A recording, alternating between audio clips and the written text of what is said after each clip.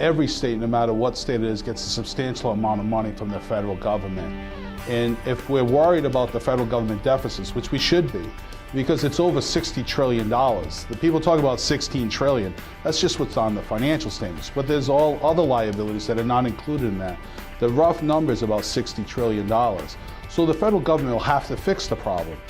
On average, across the 50 states, 40% of all the revenues that come into a state, to the state government and to its discrete component units, 40% of that revenue, on average, comes from the federal government.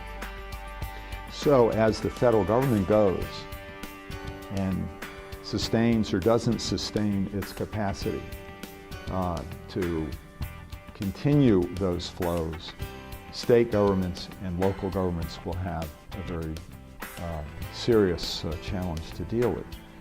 Well, in the state of Rhode Island, about $8 billion a year is our budget. About half of that comes from the federal government. So I'd always look at trends and say, well, if you had a business and almost half of your money came from one customer, you'd be concerned about what your customer, whether they'd be able to survive or not.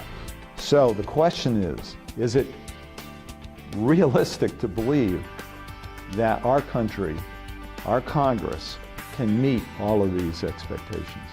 And clearly to me, it can't.